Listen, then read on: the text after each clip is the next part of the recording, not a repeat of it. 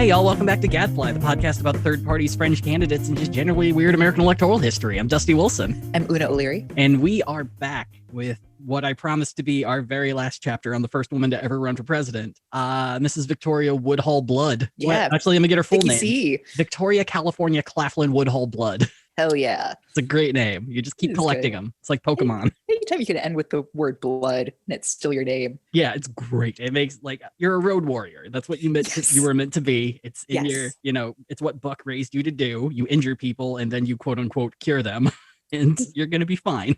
So should we do a quick recap? Because there's so much. There's so much. I think we have to. Okay. So Victoria, California, Claflin, she is most recently married a fellow by the name of Colonel James Blood, who loves her and believes a lot of what she says. They're both a part of the whole free love movement, which we attribute to be just, fuck anyone and everyone you want. And Victoria's kind of in that camp, but it's more along the lines of like, I should be allowed to divorce people. I should be allowed to fall in love and out of love whenever the hell I want, even if that means I love you today and don't love you tomorrow and love someone else tomorrow. She is currently running for president, and she's been running since 1870. The election's in 1872. Wanted to give herself a good 2 years head start, which, not gonna lie, pretty good idea. And during that time, she has risen to the height of being the representative of the more liberal wing of the women's rights movement, aided by Elizabeth Cady Stanton and Susan B. Anthony, as well as Isabella Hooker, who is one of the sisters of the, I would say the, what's the word I'm looking for? The enemy, the villain of this story, other than Buck Claflin, a Protestant preacher by the name of Henry Ward Beecher. Beecher the preacher. Good old Beecher the preacher, running around in his Awana shirt, listening to Jars of Clay and telling you could have that life too. Yep. Henry Ward Beecher mostly became well known because he was one of the first preachers to say, "Hey, God loves you." Did you know that? That's so cool. He comes from a very wealthy family. He was the first to wear a puka necklace. We're not lying. He discovered the puka, and but yeah, and his sisters, Catherine and Harriet, both incredibly famous. Catherine is the reason we have kindergarten, but also was very fond of women not voting and just constantly living near the oven. And Harriet was a famous writer who wrote Uncle Tom's Cabin, amongst other less good books. Bit of a one-hit wonder. A little bit, yeah. And so these three of the Beecher family are going against Victoria Woodhull, mainly because they do not view her as an equal. What for? She is of the poors. And yeah, she has money now, but she's still got that poor blood, and you can't trust her. The thing with Vicky C is, I think it would be incredibly appropriate for our listeners to put a pause on the podcast, go and listen to Eve's Who's That Girl? To really just get pumped up. Yeah. And then come back. Yeah. I feel like that's a good anthem to get into the Vicky C mindset. Yeah, if there was ever a really good miniseries about Victoria, California, that's definitely a song that would play at one point. Yes, 100%. Especially, I would say the big moment would be when her and Catherine Beecher get into a fight in a horse-drawn carriage that ends with Catherine Beecher screaming at full voice in downtown Manhattan, "I will kill you," or I have the capacity to kill you, and I will kill you. And Victoria, California saying, "Well, be sure to do it in the day so I know it's you." Yep. It's so great. But despite all of these warnings and all of these threats, that Victoria is going to let the world know that Henry Ward Beecher is in fact a creep who is sleeping around with multiple women and using his power for creepy and gross reasons. Despite all of this, she does not reveal to the world that this is happening. She's just kind of holding on to it and is really hoping that she can use it at some point to get Henry Ward Beecher to endorse her. But she like full on blind items him, like yes. An old Gawker article. Yes. Oh, that's a good way to put it. Yeah, if you imagine Woodhull and Claflin's Weekly as Gawker, it's a really good representation of her and her sister's newspaper. Yeah. Not always great, but when they get people, they get it right. Vicky C invented subtweeting, as far as we know it. Yeah. So when last we left her, she just gave her biggest speech. It sold out, but her sister Utica ends up ruining everything by getting drunk and or high on opium and just yelling until the crowd starts listening to her instead. It was a speech that Henry Ward Beecher was threatened to introduce her at, or shit was going to go down. He didn't show up, and instead she just gave a really good speech until Utica ruined it. So at this point, she needs to find more support for her campaign if she's going to win. And if Henry Ward Beecher isn't going to, step up and figure out a way to end this scheme against him. She's also, at this point, I think it's good to remember, lost her golden ticket from Vanderbilt. So Exactly. yeah, Yeah. just very much flying in the wind. 100%. So her first step to start building a base, because as of right now, her base are people who heckle her at speeches. So she needs to build more. She needs to get like a very loyal base. So what she begins to do in 1971 is start to get the clairvoyant spiritualist vote on her side. And lucky for her, a lot of this is going to be pretty easy for her because of that biography that Theodore Tilton wrote about her that was essentially 300 pages of love letters. And during this time, he did write a section in it where he made the claim that Victoria saved her son Byron from death out of sheer will. In the book, quote, Victoria exclaimed, "No, I will not permit his death." And with frantic energy, she stripped her bosom naked, caught up his lifeless form, pressed it against her own, and sitting thus, flesh to flesh, glided insensibly into a trance in which she remained 7 hours, at the end of which she awoke. The child that had been thought dead was brought back to life. The spirit of Jesus Christ wrought this miracle, wrote Tilton. And this was really important because the spiritualist movement wasn't just we can talk to ghosts and we can read your mind. It also was very much we can talk to ghosts. And do you know who's the boss of ghosts? God. JC. Yeah, religion was fucking huge amongst spiritualists. So connecting this sheer miracle of saving her son, quote unquote, from pure death and it being a miracle of Jesus was all the spiritualists needed to get on her fucking side. Amazing. And it was around this time that she was made president of the American Association of Spiritualists. And since you're president of the organization, you get the endorsement for president. Oh, dope. Yeah, so she got a double win on that one. Her next move in the spring of 1871 was to join the International Working Men's Association, or the IWA, which was an organization founded by a little nobody by the name of Karl Marx. Which we kind of alluded to at the end, that her next goal was to try to woo this hot, up-and-coming political philosopher. It's so fresh and hot right now. I know. Have you seen his beard? It goes in every direction. Let's see Horace Greeley do that shit. Oh. This fucking chest goatee. Oh my God. Half this podcast is just going to be dunking on Horace Greeley from here on out because that guy sucked. Anyway, so this seems to have been a tactical move to gain the support of the growing labor movement, but also guaranteed that the New York City press and Wall Street would no longer support Victoria or Tennessee. But frankly, by this time, it's not like they were going to. They'd already ruined everything with Vanderbilt. The family trial had fucked everything up. Wall Street wasn't very happy that 2 women were there, despite the dope parties they were throwing. Yeah, see, that's smart. Cut your losses. Yeah, she knew there was going to be an uphill fight to get the capitalists on her side again. So you know what? Just go back to the folks the fucking, the fucking poor. There are more of them. Growing up, you understand this struggle, so fucking dive in. So that was the main reason. But the other big reason that they decided to do this was because their brokerage finally shut down. No. So the reasoning behind this is that Colonel Blood in Tennessee, they saw Victoria strike it stupid rich by trying to bet on the gold market. And so they figured, you know what? If she was able to do it, let's keep doing that. And so they kept putting money in the gold market. But the problem with that is that it is extremely volatile. And so every single time they would put more money into it, they would always end up doing it at the worst time, consistently losing money over and over again. And instead of noting Victoria's once-in-a-lifetime opportunity for what it was, just kind of assume that's how the stock market always worked. Idiots. It was not great. They, to use modern parlance, they bought GameStop when it was $300 a share and kept buying it each time it went back up again to the past couple of weeks. And then just held on to it. Yeah, they're just holding the bag. They're diamond-handed idiots. And so eventually this led to investors completely pulling their funds. And within a year, the once successful brokerage was completely out of business. So now with all their ties to the wealthy completely cut, the sisters dove in hard into the cause of the working man. They would join the IWA Section 12, or as it became known, the Yankee International, which, not a bad name for a yacht or for a working class group. And before long, meetings of the section were being held in the offices of the Woodhull and Claflin Weekly. They very quickly rose to the top of this particular section and became the de facto leaders of the local communist organization. And this ended up pushing the importance of Section 12 into the stratosphere and made their sect the main point of contact between American communists and the man himself, Karl Marx. That being said, contact between the sisters and Marx seemed to be pretty minimal. He did give them an interview for their paper, which he would praise the weekly as, quote, highly interesting, which, Una, if someone were to tell you your work was highly interesting, how would you react to that? I know they hadn't read the book or whatever it was. And I would just go about my day happy that was the worst that they could come. I was like, you know what? Don't. I'd rather you didn't. And let's just keep it to 2 words. Yeah, highly interesting is a step below, oh yeah, it was good. It was good. Yeah. Yes. Yeah, that palindrome of you're my friend. Let's just go drink. Oh yeah.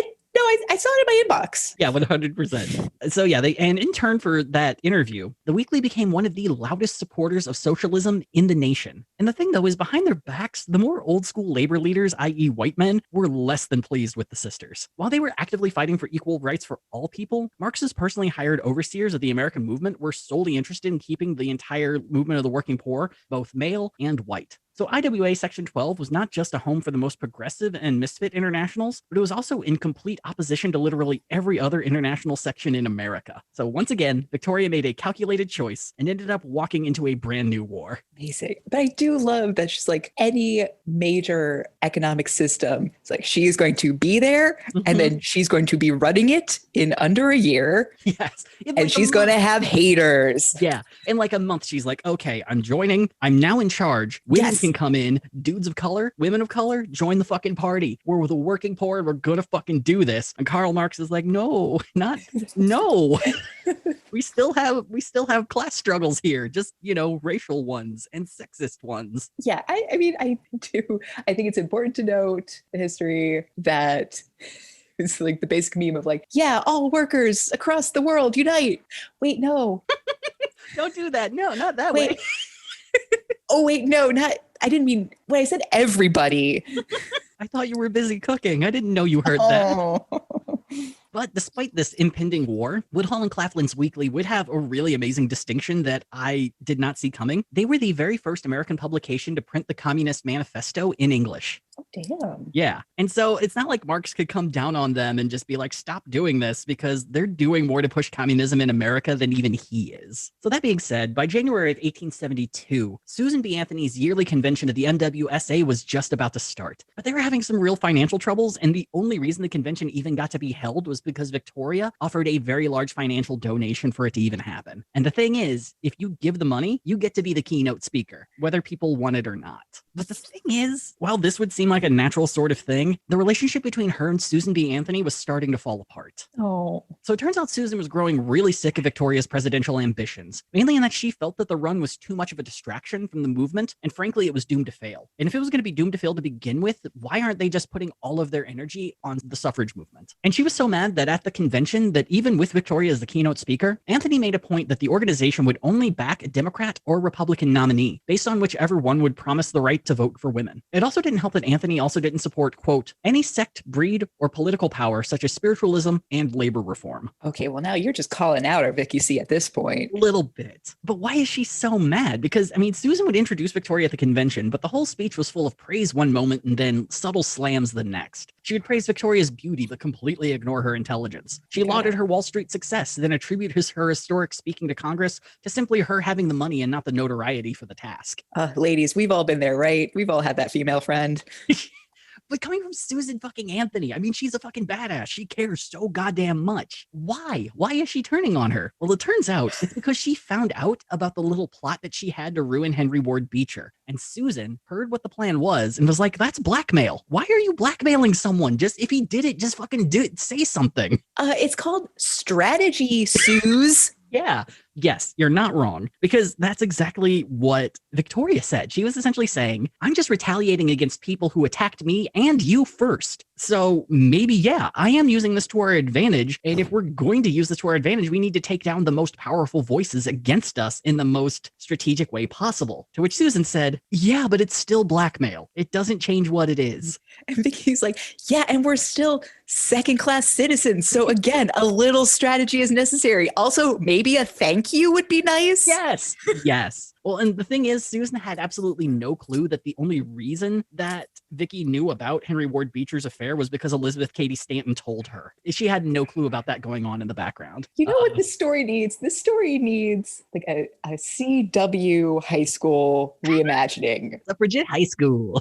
Yes. Starring Anna Robb and Sophia Robb. Yes, it was made in 2014. What of it? I'm just throwing that pitch out there. into the universe to manifest. That is such a garbage pitch, and it's worth $3 million. And it would work. Oh my God. I would just be smoldering with how good it would be doing. It'd be such a fucking success. All the same names, but now played by extremely hot, extremely diverse cast. Wait, she sees ghosts? So that means we could have like some sort of weird Riverdale paranormal side to this too? Fucking $6 million. Have fun. We could do a Jughead crossover. We can't print money fast enough to give you. Oh my God. Is it going to make sense? No? Perfect. No? 8 Great. seasons. We just need something to come up against Euphoria. They're killing us in the market. God damn it. God damn it. I'm so mad how good of an idea that is.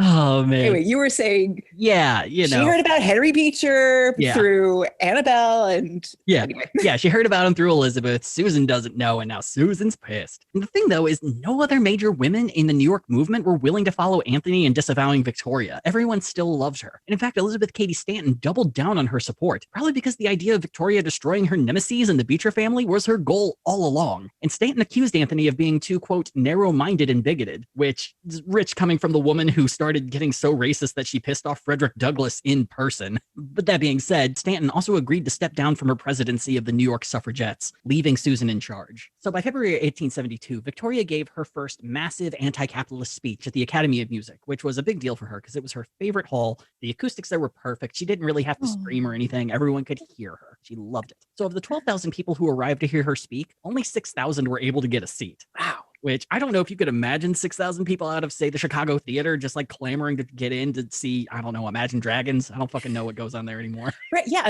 I'm trying now to think of like, what's the crowd for Lollapalooza? Yeah. And I don't know. I just know it's a lot of people and gross. Yeah. That's a lot of people to be standing outside in the street just trying to get in to hear this person talk. And instead of noting that Victoria had once again sold out the hall, the papers mostly noted that the crowd seemed to be nothing but poor people. So, bad reviews. And Victoria also took great offense at the papers not even mentioning what her speech was about, which was interesting. You see, by this point, Victoria was beginning to turn a bit more religious in her talking points, which on one hand was probably because it made the spiritualists happy, but it also kind of seemed to be a way to fuck with Henry Ward Beecher. That if she's getting more religious, she might be able to go toe-to-toe with him. No, Vicky sees. So stay focused. So during her speech, she quoted the Bible frequently and made multiple points that Jesus was a socialist, which, probably invented that argument. Yeah. But then the biggest hit of the night was Victoria's full-throated attacks on the richest people in the city. She went after slumlord millionaire William Astor, as well as her former benefactor Cornelius Vanderbilt, slamming them for their inherited wealth and never producing a single dollar of their wealth on their own and relying on everyone else's labor for their own riches. Which, once again, good argument. Yeah, not wrong. And of course, the New York Times fucking hated this. New York Times at the time and today was a very capitalist paper. So any talk of this anti-capitalist nonsense threw them for a fucking loop. So much so that railing against Victoria Woodhull became their full-time job for a while. Cartoonist Thomas Nast would even step into the ring, portraying Victoria as, quote, Mrs. Satan, burn.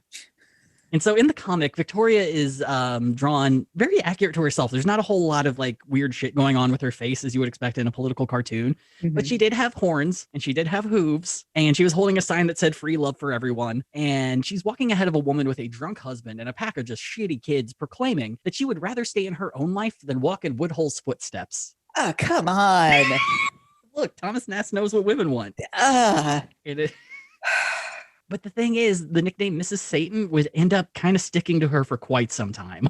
That's just the power that Tom Nast has. She essentially got like, what about her emailed? Yeah. Or like Bengazi'd. 100%. Yeah. Like some shitty dudes were just like, oh, you don't like capitalism? Well, women would love to stay in their shitty marriages with their crap kids. Fuck you, Victoria, and your ambition. Hashtag I am crap husband and kids. So by the spring, things were kind of starting to fall apart really hard for the sisters. Within literally 1 year of Victoria being the de facto head of the progressive suffragette movement, of speaking in front of fucking Congress, of running a highly successful brokerage, 1 year later, they have now lost their brokerage. They've lost the support of Susan B. Anthony, and they are becoming the biggest enemy of the Boston suffragettes and becoming pariahs of the New York media. But by April, another huge crack began to show. The sisters and all remaining Claflins moved out of their mansion in Murray Hill. And this was mainly because the sisters were broke. So in 2 years, the $13.5 million in today's money was nearly gone. Their mansion was empty, predominantly because all the furniture and dressings inside were rented, which, huge advice to everyone here, never rent furniture. The rates aren't good. It's going to completely sap your money, but they probably lost most of their money due to the fact that Colonel Blood in Tennessee just kept investing in gold, and it just quickly went away after a year. Oh, the gambling addicts. So by the time they moved out, the home was pretty much empty. The sisters made money doing speaking gigs, but the newspaper was failing, and like I said, the brokerage was done, so they don't have any income there. And so Victoria and Tennessee moved 15 blocks south into their sister Meg's home, which would become Woodhull's presidential headquarters. While Victoria had placed a strong focus on gaining voters in the labor movement, she knew she needed the endorsement of at least one suffrage group, and with the Beechers backing Stone's group in Boston, her only real chance was wooing the New York group. But she had to clear one major hurdle, and that was getting Susan B. Anthony out of her way for good. So in May of 1872, only a few months after their last convention in January, the NWSA was holding another one, and this was going to be where Victoria would strike her death blow. While Anthony assumed that this convention was going to be a normal gathering, Victoria was planning on turning it into an impromptu nominating convention. I just want to point out, this woman does not quit. She really doesn't. It's amazing. She moving into any extended member of her family's home after all of this would be bad enough, and probably would be enough for a lot of people to just quit. But she's just like, no, fuck you. I'm working harder. Yeah. So the first bit of help that she had was Stanton backing her for president. But Elizabeth also added Susan's name to the list of suffragettes who endorsed Victoria for president, creating a chasm between the once tight friendship between Stanton and Anthony. But since Stanton had stepped down, Susan was now the president of the NWSA, and she had full sway on how the convention would go. Or so she thought. You see, Anthony had the rental of Steinway Hall in her name. But what she didn't know is that Victoria had rented out the nearby Apollo Hall under the auspices of holding a convention for her brand new political party, the People's Party. Not to be confused with the other half dozen People's Party coming in the near future. So the first day of Anthony's convention went smoothly, right up until the final moment. Anthony was about to call a close to the meeting when Victoria Woodhull calmly walked on stage, interrupted Susan, and called for the convention to meet the next day at her convention in Apollo Hall. Someone in the crowd immediately seconded the movement, and all hell broke loose. Susan tried to declare the motion illegal, but the crowd voted to affirm it anyway. Susan claimed that most of the people voting weren't even members of the group, but Susan was shouted down, so she left the stage, found a janitor, and got him to turn off all the lights, leaving Victoria and her supporters in the pitch black, just kind of grasping for a way out. Holy shit! And the next day, the majority of convention goers went to Victoria's meeting at the Apollo Hall. Anthony had lost her group, but she had also lost her friendship with her absolute bestie, Elizabeth Cady Stanton. But Susan was still the president of the NWSA, and even if Victoria had the majority, she would never get the organization's endorsement. And Susan would close the NWSA's convention that day after 3 very brief talks, and then just moved on. Oh, Suze. It's such a brutal moment. There are so many little moments in this story of just like, if you just would have bended your morality a little bit, what could have happened? Yeah. Yeah. So the next day, Victoria would rebrand her People's Party to that of a party that had been founded in 1866, the Equal Rights Party. Now, the Equal Rights Party had never run anyone for president, but it was initially a group of abolitionists and disparate marginalized communities coming together to try to create a party to, get rid of slavery and to get people votes. But by this point, the party was pretty much done, especially after the 15th Amendment had been passed. And like all gatherings Victoria had assembled prior, the convention was very well attended by 600 official delegates. And Victoria would speak at the end. Apparently, it started at 9 and went straight through 4 with no breaks whatsoever of just people just getting riled up with speeches. And like I said, Victoria would speak at the end, gifting the audience with an hour-long speech. Victoria proclaimed, quote, "Some may call this a revolution. Well, and if it does mean revolution, what then? Shall we be slaves to escape revolution? I say never. I say away with such weak stupidity. Let us have justice, though the heavens fall." Which is some energy I fucking love. Yes. Yes. Like, I don't give a shit what happens. We are getting our fucking rights, even if we have to go through fucking hell to do it. I will crush this country under my thumb. You don't let me vote.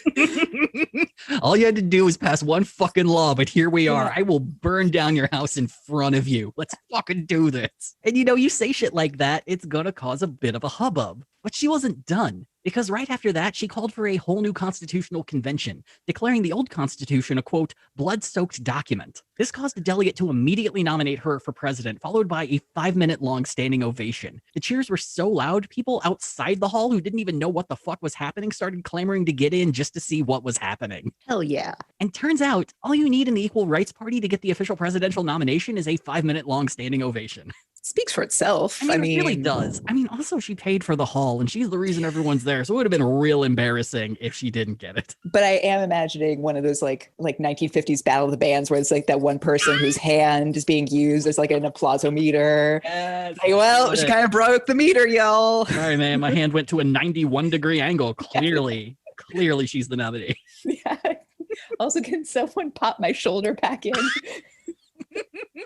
Look, this is the threat you got to be under if you're going to be in the Equal Rights Party, man. You're going to dislocate your shoulder out of sheer measurements. Did you not read the fine print? Look, man, the heavens got to fall. Sometimes you're going to dislocate your shoulder. It's how it works. It's cool. Our medicine right now is great. Let me give you some laudanum. Yeah, have a Coke. Have some of Miss Tennessee Claflin's wonder drug. We have a crate. It's from 1860. And so Victoria would accept once everyone had calmed down. But now we get to the weird part, because now we got to nominate a vice president. And my jaw was kind of on the floor through most of this, because it is the most white woke people thing I have read in quite some time. So the very first person to get a nomination was through an IWA member who nominated Frederick Douglass, which was pretty fucking bold for the time. Yeah. And this was despite the fact that Victoria was aligning herself with the women's rights sect that went up against him in person. Another person nominated a guy by the name of Sente Gleska, who is the chief of the Brule tribe of the Sioux Nation, who was more commonly known to white people as Spotted Tail. Now, Sente was known for being a strong advocate for Sioux rights and meeting with President Grant to try and preserve the lands rightfully claimed by the Sioux. And the reasoning for nominating him, according to the delegate, was that if they're going to be a party that represented all people, no matter race or gender, then they should pick someone from a marginalized people who had been in the country the longest. And I promise you, no one's been in there the longest. No. And look, here's the heartbreaking thing is I took what the guy actually said and paraphrased it the nicest way I possibly could. No. What the person actually said was, quote, Indians have been here longer than the N-words. Oh. We're liberals. We're fighting for equal rights. Slurs for everyone. Yeah. And then it got worse. No! It got worse. Not to be outdone, another delegate stated that if Douglas were to refuse, then they should nominate, quote, a heathen Chinese. Jesus Christ. Congrats, white liberals. You've always done it. What is tokenism for 500? Yeah. Are any of them here? No? No. Slurs. All right.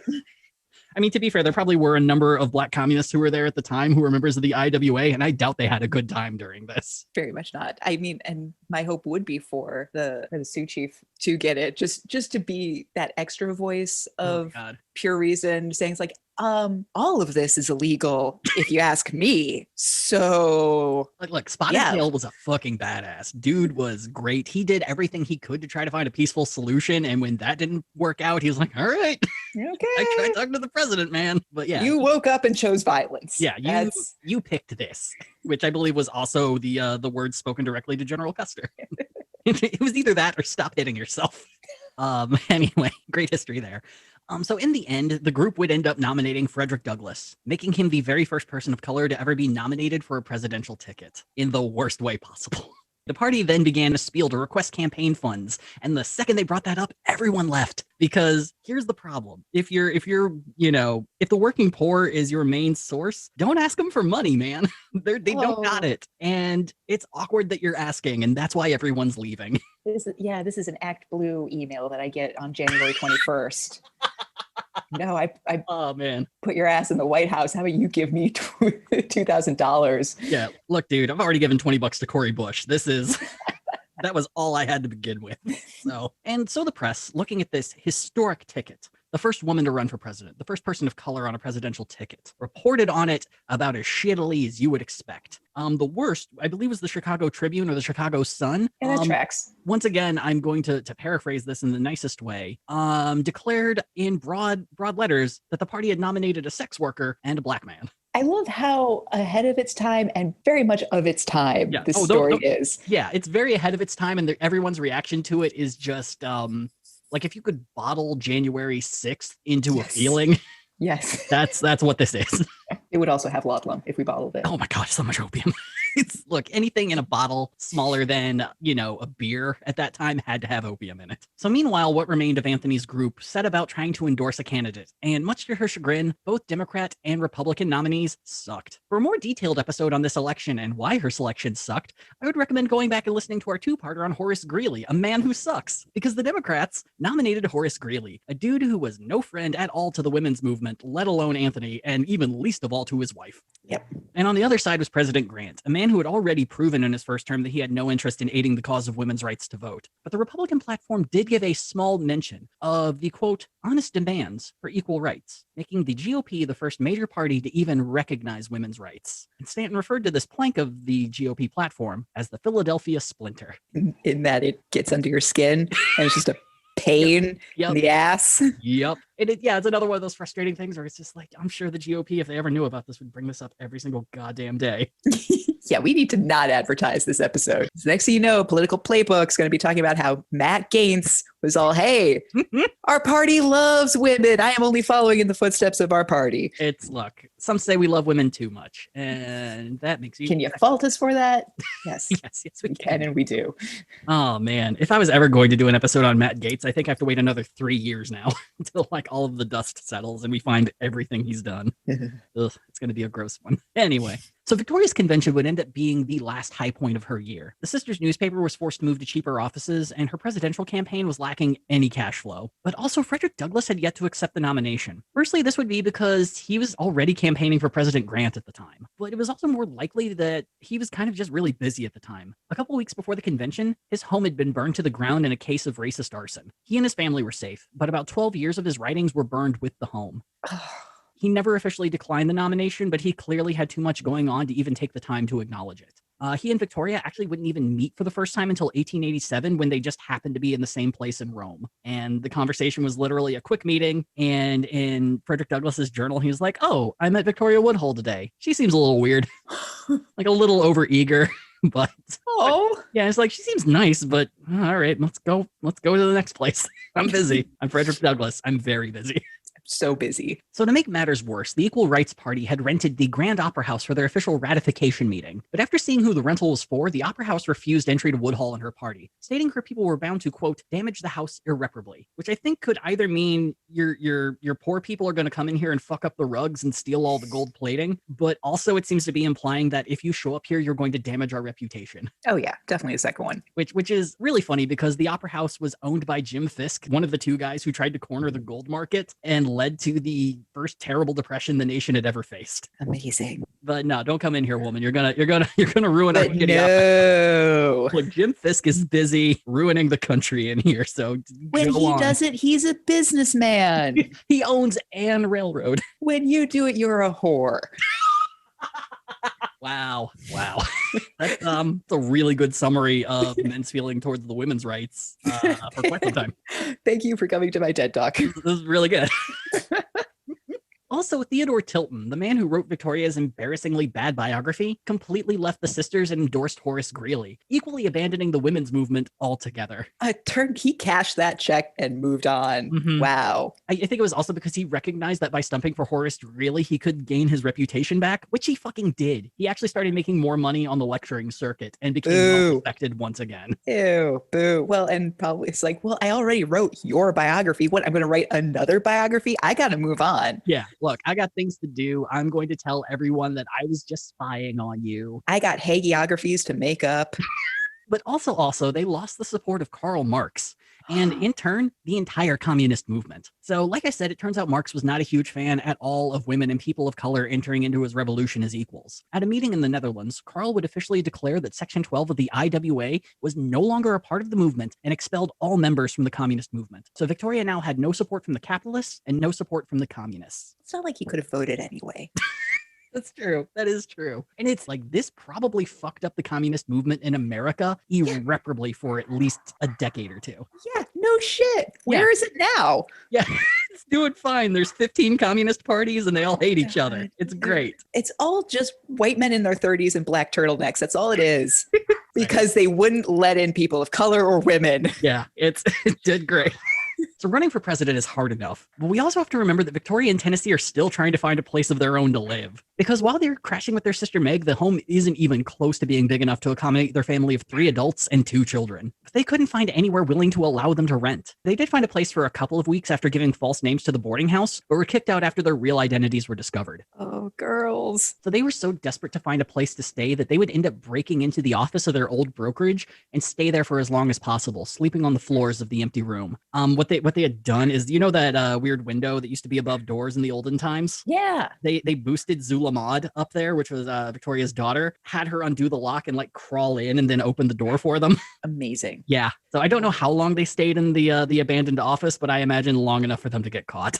Yeah. So things were tough. And with nowhere to stay and no money, the sisters closed up their newspaper, and Victoria abandoned her campaign for president. Victoria was desperate, so desperate that she reached out to the most powerful person that she knew who could maybe help. Henry Ward Beecher. She stated that all she wanted was his help in ensuring her a place that she could stay, not to pay for it, but just to implore a hotel or rooming house to accept her family on his good word. And Henry Ward, after a full year of threats from Victoria promising to reveal his multiple affairs, refused, which, is a really good thing to do to someone with literally nothing else to lose. Yeah, and who still hasn't played her last card. Oh my God. Yeah, Henry Ward Beecher is he's kind of An drunk idiot. on power, and yeah, he's an idiot. He's a fucking dumb creep. And so it would take a little bit of fundraising, but the fire was under Victoria now, so much so that she scraped as much money together as she could just to get the paper open again and to run for just a little while longer. And now it wasn't just a paper about ideals, it was about revenge. And she was prepared to strike when it best suited her. Meanwhile, though, Victoria did go to attend the American Association of Spiritualists convention in Boston, mainly out of, quote, a sense of duty, because, you're the president of the organization, so you probably should go. And it'd been a hellish year, and it seems like Victoria only expected everyone in this group, the last in which she belonged, would reject her as well. Instead, for the first time in months, she was welcomed with open arms. They were all so happy to see her, even the more conservative members of the group. And when she went to speak to the attendees, she fell into a bit of a trance. And in that trance, she revealed every lurid detail that she knew about Henry Ward Beecher. The group was fucking enthralled.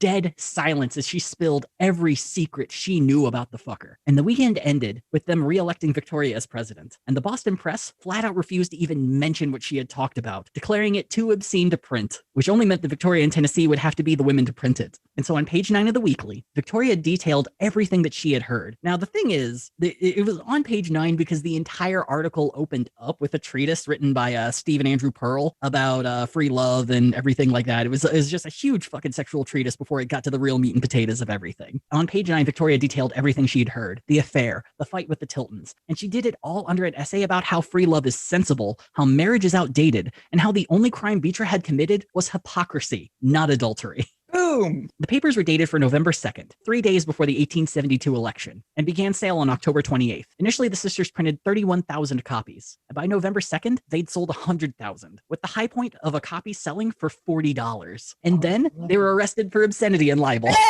Hey! Well, obscenity, sure. But oh my God. And Victoria would spend election day in jail. Like a boss. Yeah. So the jail that her and Tennessee were sent to was, I believe it was called the Ludlow Street Prison. And to get an idea of what prison was like in the 19th century, apparently they were wading around in water that was up to their ankles, being fed stale bread, and I believe like stale, I think it was like beer or just like gross stagnant water and stale bread. Rats and mice were not that uncommon, but yeah, essentially sent there for a decent chunk of time. Ooh. And the thing is, with election day, Victoria didn't get any votes. And that's not because she was a woman, and it's not because her running mate was black, which granted would have made a lot of men not vote for her, and it's not because she abandoned her campaign halfway through the summer. It's because she didn't make the ballot in any state. And that would be because when she ran for president, Victoria Woodhull was 34. Now, there's two rules in the Constitution about running for president. One is you got to be born here, and the other is you got to be 35. So even if she did make it onto the ballot, it would have been illegal for her to run. Bah!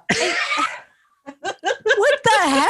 I know, right? Isn't that just the biggest kick in the crotch? This is like getting Al Capone for tax evasion. No, there's two rules, Victoria. There are two. There are fucking two rules. You couldn't make up a birth certificate with all that you've done, Vicky C. You literally could have lied about when you were born. You were born in the middle of goddamn nowhere. You could have made it up. Someone in your family knows how to forge. I know it. For all we know, your birthday's a lie already.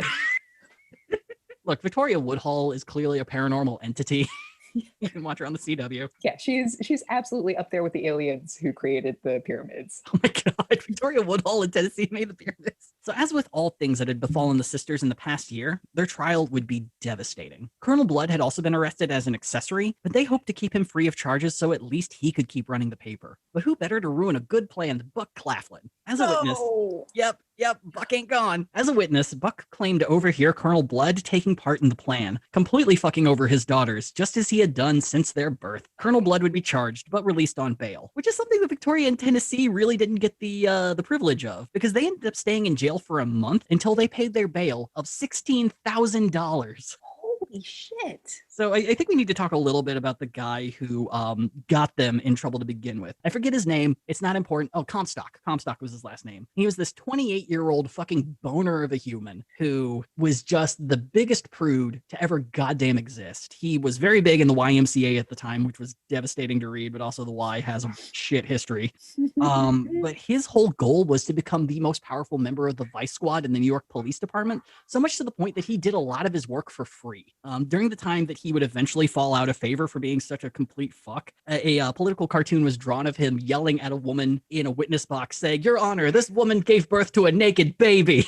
That's pretty good. That's good. I'm gonna give it to that political cartoonist. Yeah. And apparently during the Civil War, he was very distraught by the war, but he was more distraught by the fact that his fellow soldiers would deal with the horrors of war by drinking or smoking or, I don't know, reading porn pamphlets. I'm not sure what they had then. Either which way, finding the free vices that they could to deal with hell. And he would constantly go up to them and be like, "You should stop drinking." And I imagine they buried him in a trench at least a couple of times. I hope so. What a noob. Yeah, this guy was just the worst. But he was also one of the most powerful people in New York for a period of time. Ew. So eventually, Victoria and Tennessee would pay their bail of $16,000. And then the three were arrested again after another charge of obscenity after they sent copies of the November 2nd edition of their paper through the mail to an undercover vice agent.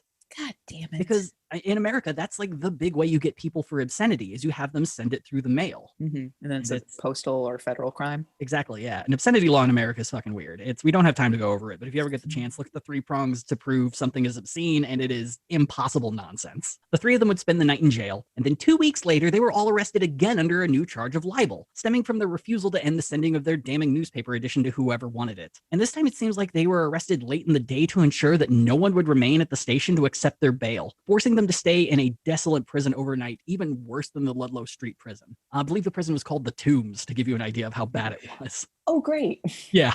By this point, their bail had accumulated to $60,000, but it would eventually be lowered to about $4,000 for all three of them. But by this point, their trial had been postponed by months. They wouldn't even get their first court date until June of 1873. Victoria and Tennessee had been fated to a life of constant and literal persecution, of court dates with no findings and threats with no follow-through, and this constant state of trial and anxiety began to break Victoria. Following a particularly difficult day in court, Victoria went home, had a cup of tea, passed out, and fell so hard that everyone in the house heard. When her family arrived, they couldn't find a pulse. She stayed unconscious for half an hour. When doctors arrived, she woke for a moment, but then spent the whole next day completely unconscious, surrounded only by Tennessee and Colonel Blood. She would wake the next day after that, but wouldn't leave her bed for days. The doctors believed that a blood vessel had burst in her lungs, and her ensuing fall caused a concussion. Newspapers initially declared that Victoria had died, and this is mostly because Tennessee at the time was dating an editor at a newspaper, and in her absolute panic called him to say that Victoria had died, and him being a good boyfriend printed it. And so when the source is really good, you guys. Yeah, look, it's like you date for the scoops. So newspapers initially declared that she had died, but upon finding out that she was alive, the Chicago Daily Tribune declared her near death to just be a hoax for attention. Right, but the spiritualists ate this up, right? Hashtag Happy Easter. I didn't read anything about that, but it would make sense. I'm just saying, she could spin this. So lucky for the sisters, the New York Times were about to stumble ass backwards into saving the day, thanks to a paid article, which apparently you could do back then if you were rich enough. It was revealed that Henry Ward Beecher's church had actually been a hotbed of adultery and greed for decades amongst the higher-ups in the church. And while the article didn't implicate Beecher and was definitely aimed at someone else in the church, from someone else in the church, it did help in pushing the public into maybe believing that Victoria and Tennessee hadn't made up everything. And if that didn't, the onslaught of public infighting within Beecher's church did. As people started going down for stealing money and abusing power, they started revealing secrets about Beecher. Mainly every single affair and sexual assault they had ever discovered that he had done. Beecher continued to deny all allegations, but the turmoil in his church grew too large, to the point that on June 25th, 1873, members and higher-ups from Beecher's church went to visit Victoria in Tennessee, only to find that Victoria in Tennessee had a newspaper man just waiting to document the meeting. The church members needed physical evidence of everything that the sisters claimed Beecher did, and while Victoria didn't have any such evidence, she wasn't going to tell them that, so she made a deal. Get the obscenity charges dismissed, and she would help prove that Beecher was a total creep. And 5 days later, the sisters were found not guilty of obscenity, and all charges against them were dropped. But by then, the damage had been done, and things would only get worse. Later that year, Utica Claflin would die due to her kidneys being, quote, twice the size they should be. Ugh. The American Association of Spiritualists would re-elect Victoria their president again, but this convention would feature more men questioning her sexual history and personal morality, leaving behind the overwhelming kindness of the last meeting. And rumors also started to swirl that maybe the election to make her president again was rigged. And then we had the Panic of 1873. So there was a bank called J. Cook and Company, and they went completely bust. Turns out that they had been heavily investing in real estate, but also had a system of mortgages and loans that were available to anyone, no matter their wealth or availability of credit. So this was followed by a ton of foreclosures and the housing bubble bursting and many banks going bankrupt, including J. Cook and Company. And then that never happened again, Una. This is just like a mishmash of the past, like since 2000, like all things. We've got housing crisis, we've got crazy elections, we've got Me Tooing. It's so frustrating. When I read that, I nearly threw my laptop. Oh, son of a bitch. We don't learn anything. We never learn anything.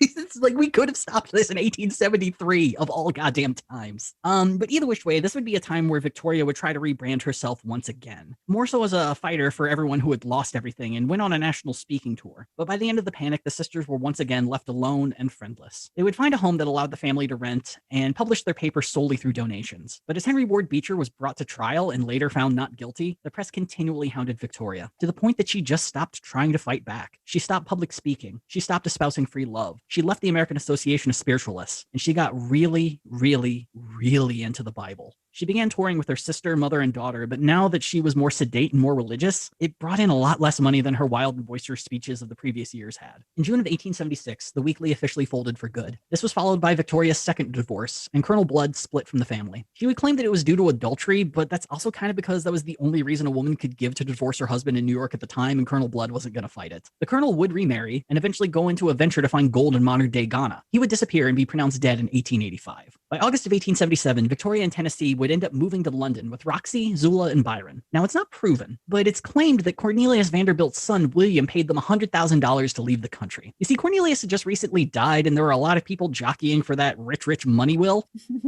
And William ended up getting 97% of the fortune, while the rest of his siblings all had to divvy up the rest of the 3%. It was a real dick move of a will. Oh, and so people were fighting for the scraps. They were suing William. They were trying to find literally any and every way to wrest the money away from him. And with the rumors that Cornelius Vanderbilt in Tennessee had held an affair at some point in time, he was just like, more than likely, here's $100,000, please just leave. And the evidence of this is that the family traveled first class for the entire boat ride and had a team of servants that had just been freshly hired. But the thing is too, is it actually might have been Tennessee's money anyway. Because you see, in 1871, she loaned him $10,000 to spend on stocks, and that money that she had loaned him had accrued up to $70,000. And she repeatedly was asking him, hey, William, where's my money? Can I have my money, please? I'm going to start charging interest, William. Where's my fucking money? Give me my money. I need to go poorly use that towards gold. Yeah, oh my God. And eventually she was like, I'm going to sue you for $100,000. Give me my fucking money. And so it might have just worked out where it's like, well, funny thing you mentioned $100,000. I may have come into some money lately. I might own the city and I might want you to leave the country. And it just kind of worked out. For a while, though, it was rough, mostly dealing with rumors as they made their way across the ocean. But the sisters made a point to no longer portray themselves as radicals, but more as traditional suffragettes. They slowly made their way into the English women's rights movement, denouncing their free love past and just refusing to admit that they ever advocated for it. And then Victoria got really into eugenics. No! So this is the thing that puts the ass in asterisks next to so many women in the suffragist movement, is since a lot of them were from, higher society, they tended to have a bit of an opinion that good breeding is very important. And the reason that we have so much trouble is because of bad breeding. So clearly, eugenics is the scientific way to prove that. When you spend your life around horses and dogs, this is what happens. Yeah, we can't all be Jacob Foxy and come out with breeding horses with better opinions of people. Oh my God. Yeah. And so for those of you who don't know, the idea behind eugenics is it's the belief that you can make better and stronger humans if you breed people properly. And this is typically interpreted as breeding high genetic quality white people and using race as a litmus to subjugate others, but also class, but also anti-Semitism. There are a multitude of ways in which eugenics was twisted. I mean, not even by that much, to scientifically prove that there are in fact lesser people that you can subjugate at your will. Now, it doesn't seem to be like race was the main reason that Victoria fell into this, but her her own personal reason isn't that much better. So as a bit of a reminder, her son Byron was born special needs and was a constant stress for her because neither her nor her first husband Canning really knew how to care for him in any meaningful way. Colonel Blood would be able to take care of him for a while, but after the divorce, Zula Maud was the only person really taking care of him in any substantive way. But Victoria blamed herself for how he was. She believed that the combination of Canning's alcoholism and her low and improper qualities led to Byron's mental conditions. So the solution was that the two of them never should have been allowed to fuck in the first place. And her reasoning behind this was the Bible. That the Bible had proven to her that she was a shitty person. Oh, yeah. God, her spirit is so broken. It's honestly devastating at this point that like she fought so hard for so long and then just got completely broken by the press when she was trying to do the right thing.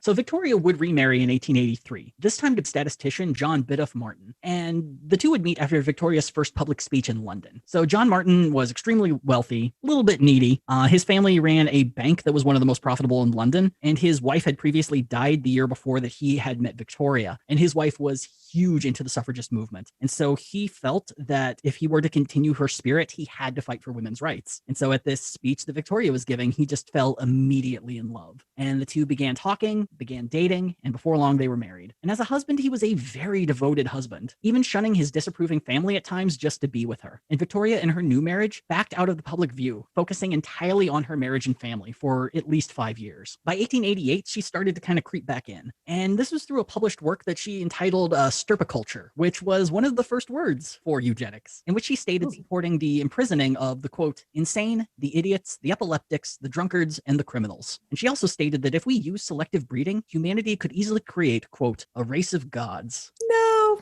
Yeah. No.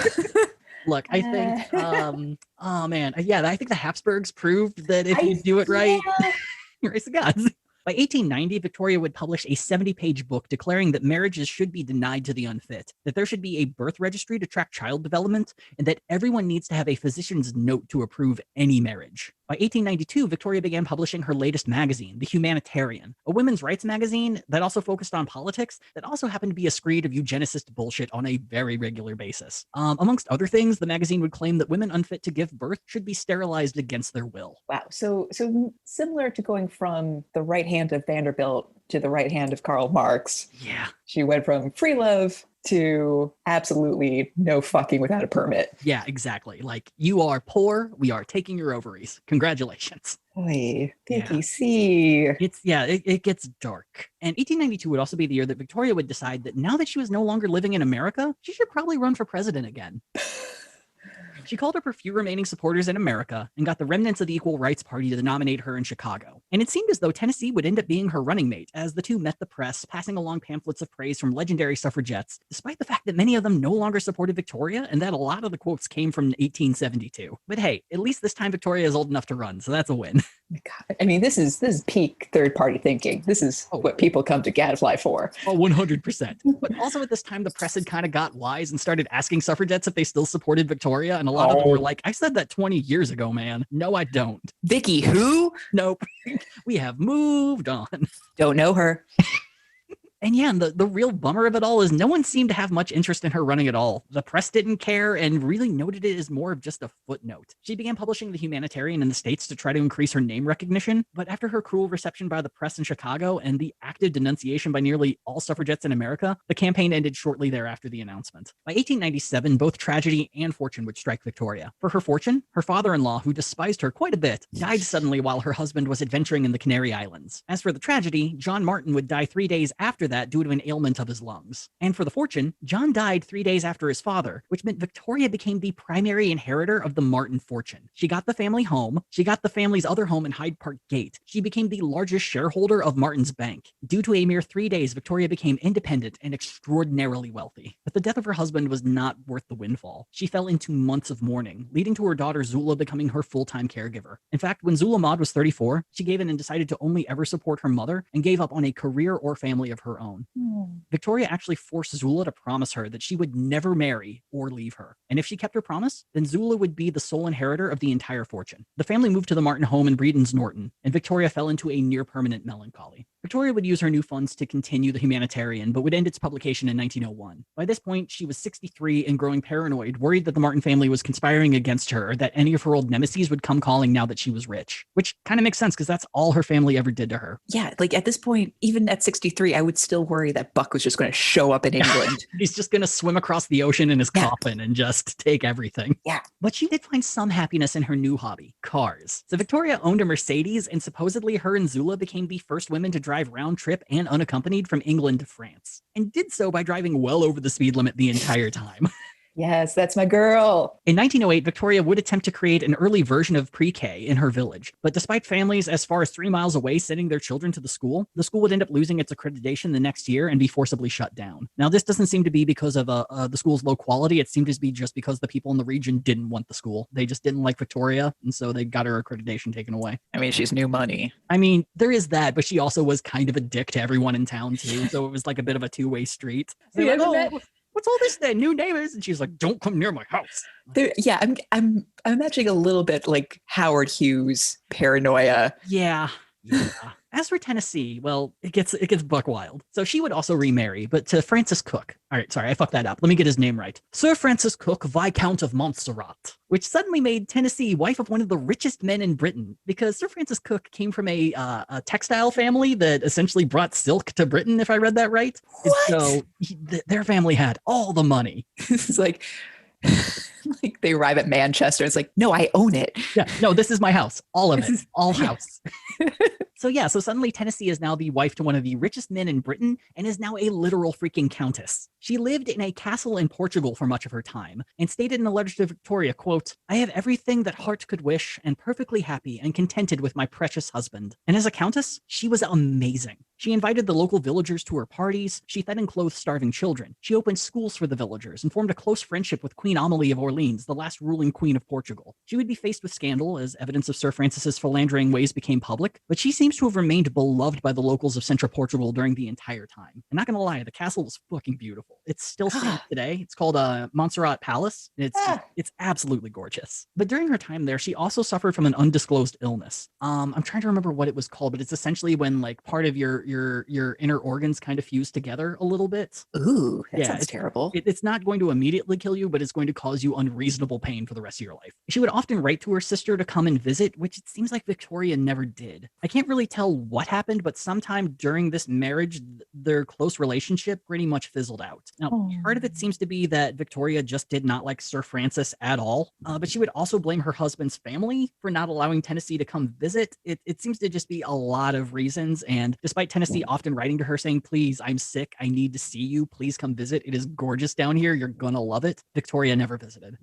Following the death of Sir Francis, Tennessee would return to London and end up opening her own bank for a short time called Lady Cook and Company. The bank wouldn't last long, and following its closure, she would remove herself from the public eye. Now, she didn't get a ton of money when Sir Francis died, but she got enough to live a very comfortable life. She took her inheritance and she used it to travel the world, fighting for women's rights wherever she landed. By 1905, she was using her title of Lady Cook to meet with rulers and royalty alike to discuss suffrage. In 1907, she met with President Theodore Roosevelt. She would be heralded as a speaker and lecturer, often selling out halls everywhere she spoke. She advocated for a new, more militant style of the movement, which saw women actively protesting outside of places of power and leading public hunger strikes. By 1910, Tenney was viewed as an old veteran of the movement and was highly respected by the new cadre of women fighting for the vote. She spoke out against restrictive and damaging women's fashion, favoring the new outfits women were wearing, daring to wear them mostly out of comfort. But most notably, she sold out the Royal Albert Hall and spoke on many topics, such as teaching young men not to harass women and making it their responsibility, the need for birth control, the importance of marriage and staunching STDs. All right, that one's not so great. The women's right to vote, that's good, and eugenics. No, there it is. God damn it. It also, around this time, she became very anti-sex work as well.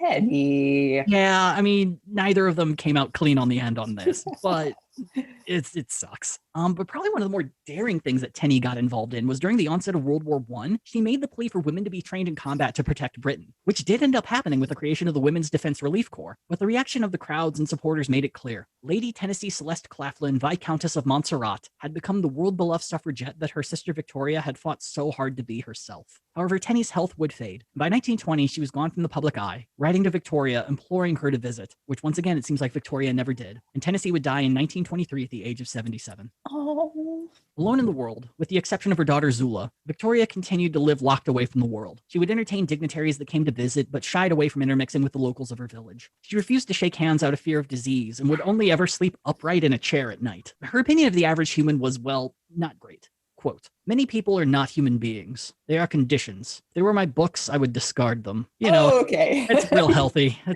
Yeah. She's not, sitting alone in a huge mansion attended to by her only daughter, refusing to touch people, being happy. She can't do anything unless she's doing it at 11. And you're right. And that includes being a misanthrope. You're right. I shouldn't begrudge her for that.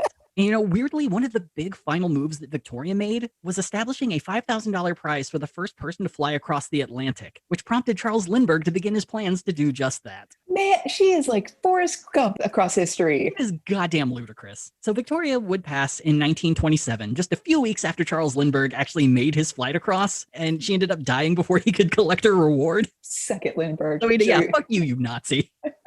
It's Victoria's last middle finger to shitty men. But here's some papers about eugenics. Enjoy. So Victoria would pass in 1927 at the age of 88. And true to her word, the entire estate went to Zula Maud. I'm unsure if she married, but I hope she spent the rest of her life just fucking nonstop. I hope she just had a time. Yeah. So one of the weird things that Victoria was also doing during her more paranoid, less mentally healthy times was that she would just scribble thoughts all day long and just leave papers all over the mansion. And found amongst her many notes that she left behind, there is one quote that stuck out most to Myra McPherson, who wrote the autobiography that I'm basing a lot of this research on. Quote, my life has been a long struggle to do right to the best of my ability. And God knows, if I have failed in many things, no one regrets it more than I do. Oh. And that is the story of Victoria Claflin Woodhull Blood Martin and her sister Tennessee Celeste Claflin, Viscountess of Montserrat. Oh, Vicky, California. It is devastating. So when I was initially doing the research for this, I did make an offhanded mention on social media that I just started researching the first woman to run for president 2 minutes in. Oh no, she sucks. And that was entirely based on her support of eugenics. And at the time, what sounded like her doing the white Karen thing of being like, no, I'm woke. My vice president's a black man who I put on my ticket against his will. But after reading through all of this and just being like, oh, so he probably just never knew and would not have cared anyway. But also the eugenics shit is terrible. There's no way around it. And it's something that we really need to address when it comes to the women's suffragist movement and understanding that a lot of that movement was also some classist bullshit that was happening at the time as well. Vicky C is not an island unto herself in this. Oh God, no. But it's one of those things that really makes me wonder what she could have been with a healthy upbringing. How about just that she really was too ahead of her time. She just burned so hot and so fast. Yeah, just as the rate at which she just took over whatever room she was in was incredible. And the things that ruined that are things that make sense. Of course she went after Henry Ward Beecher, who I might add got out of it scot-free. Despite everything that came out against him, everyone who spoke out against him ended up ruined in some way or another. Even members of his own church, women who he had assaulted and had affairs with, were ruined by him. And he at his funeral, he was eulogized by Mark Twain. The more things change, the more they're always the same. Yeah, this is a whole thing of history rhyming. And it is genuinely devastating reading about her life because you remove the shitty upbringing, you remove the sexism, the classism, the fact that her and her sister were very willing to work alongside people of color on a regular basis. There was a moment where Tennessee was apparently running an IWA regiment of black men, as their active commander, which there's a lot of layers to that, but also at the same time, not caring about that. It's amazing all the things they did and what they could have done if they were around today. Yeah. No, and it's, I think what's so wonderful is that, or maybe not wonderful, but what's good to keep in mind is the fact that it's her childhood, her poverty, her upbringing in that sense, gave her the outlook on life, good or bad, that allowed her to think through these possibilities that are still things that we're unfortunately grappling with today.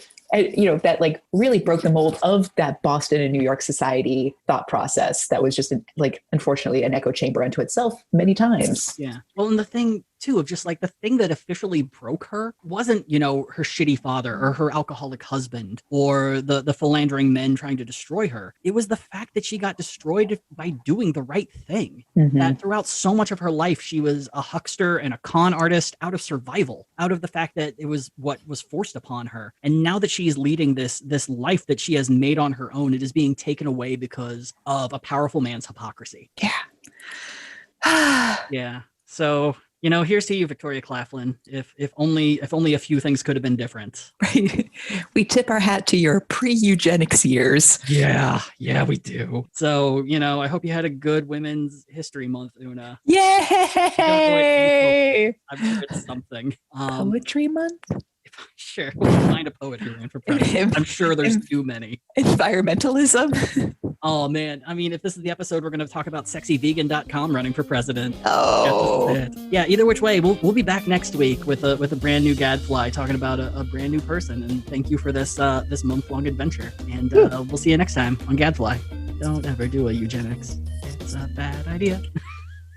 Gadfly is a production of Added Serotonin. Our episodes are edited by Brianna Valentine of Rem Alternus Productions. Our theme song is Sophomore Makeout by Silent Partner, and you can find us on Twitter and Instagram at GadflyPod. Ready to level up your cosplay game? Check out the Geek Forge on Etsy. With a variety of props to give your photos that extra spark, you'll find just what you need. Hold magical fire in the palm of your hand, or take a potion to restore your mana. With a large variety of colors, you can choose your own magical flavor for your cosplay. Bring drama to your photo shoots with these vibrant props and more, all available at the Geek Forge. Are you ready to level up your cosplay?